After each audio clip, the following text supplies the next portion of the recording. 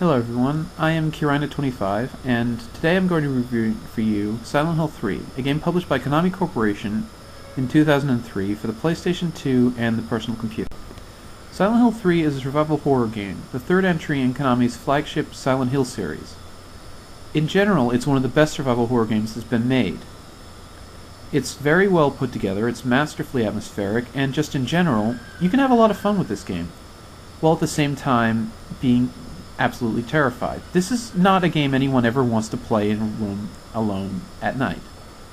And paradoxically, this is the sort of game you always want to play in a room alone at night.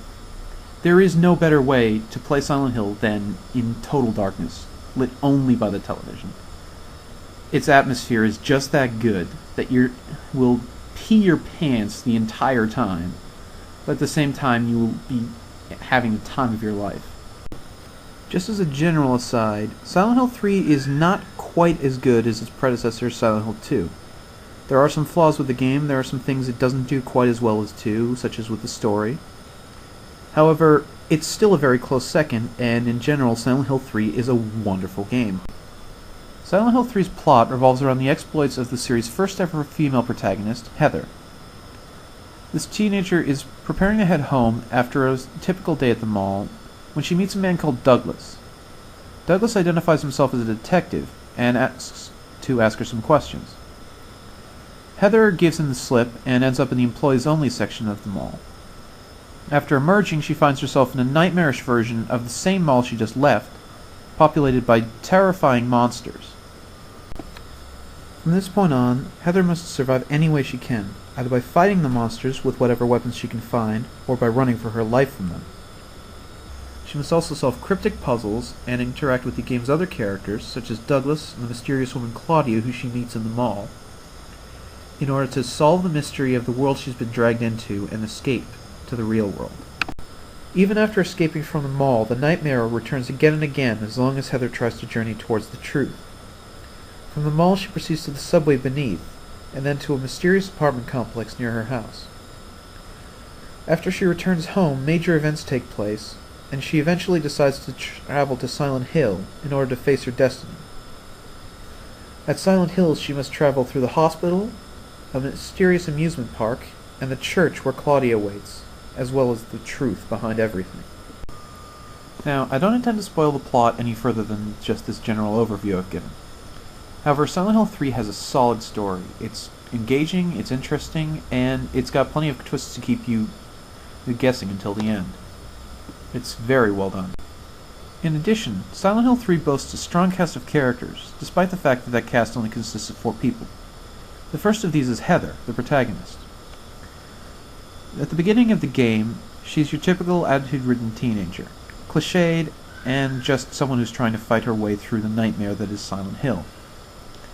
However, throughout the game we see her show many different emotions, despair, anger, and even a joking side in the ending. The best way to describe her really is that she's human, which is more than can be said for a lot of video game characters these days. Next up is Douglas, a detective we're introduced to in the opening sequence. He's generally clueless, down on his luck, and in general, not the best picture of humanity. However, he has a spark of decency in him, and eventually helps Heather to get to Silent Hill, and to confront Claudia. Claudia herself is a mysterious woman who Heather meets first in the dark side version of the mall. Her motives are completely unclear at first, but eventually we learn just how driven she is, and even to feel a bit sorry for her by the end. Maybe not enough to forgive her, but... Lastly we have Vincent, who we meet about halfway through the game. Vincent is a man connected to Silent Hill, who also knows a great deal about Heather. However, he's not sharing. He also is somewhat unhinged, which allows him to have some of the most amazing quotes in this entire game. For example, near the end he confronts Heather about her taking too much pleasure in fighting the monsters. Heather is confused by this and asks if he means the monsters she's been killing, since Vincent only refers to them as them. And Vincent turns to her and says, "Monsters? They look like monsters to you. So in short, Vincent is awesome. Now, Vincent's line about monsters brings me to the first gameplay point of this review, that of the atmosphere. Like the Myst games and Tecmo's survival horror series Fatal Frame, Silent Hill's greatest strength lies in the creation of a powerful, immersive atmosphere that is the real reason for the terror in this game. The monsters are absolutely terrifying, that's true. The bosses, especially, will make you want to run in fear. However, the real reason that Silent Hill gives people nightmares is because of the atmosphere itself. To put it simply, the monsters aren't what you're going to be scared of in this game. What you're going to be scared of in Silent Hill is Silent Hill. As an example of this, take a look at this image that I've had up for the past 30 seconds now. This is the picture of the church that I showed you earlier. It's unfortunately the only picture I could find of it, but you can see it's a very strange, very creepy environment that you're going to be exploring. And there are a lot of environments even creepier and more terrifying than this. The amusement park in particular is absolutely nightmare-inducing. Silent Hill begins scaring you right from the get-go. The game opens on a dream sequence in which Heather finds herself trapped in a deserted amusement park filled with monsters. And no matter what you do, you will end up dying in this segment of the game. Heather then wakes up, she's in the mall, it's normal, other than Douglas being Douglas. But very soon afterwards, the game drops you straight into the depths of hell, and you never really stay out of it for very long. Like I said, hell. I mean, take a look at this image. Hang on a second. Is that a face? I'm scared now.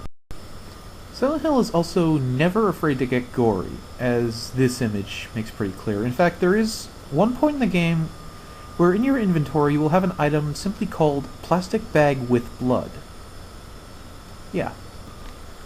This image is also a pretty good example of Silent Hill 3's graphics. As you can see, they're pretty good for the PS2. They're not quite as good as the machine could have been, but they're still decent.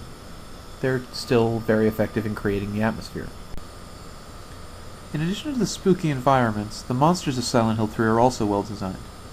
Their appearance is usually humanoid, and yet somehow visually creepy. They range from the nurse, seen here, who only appears in the hospital, but has been in every game ever for Silent Hill, to the slow but powerful closer, the first monster that Heather ever encounters, to other series favorites such as the zombie dogs, which in this iteration have split heads, and pendulums. What exactly were they on when they created this thing? It's creepy, it's bizarre, it doesn't conform to any physiology, and they play the creepiest noise I've ever heard when they move around. Whatever they were on, it worked.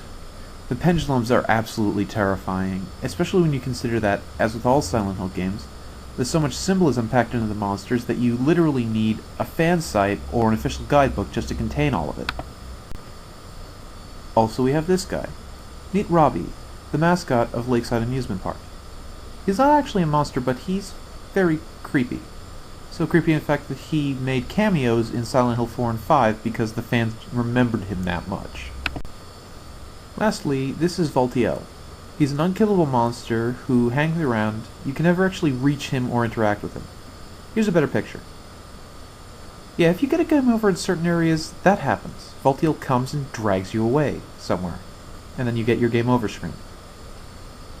That's kind of creepy. Nobody can say this game doesn't have an amazing atmosphere.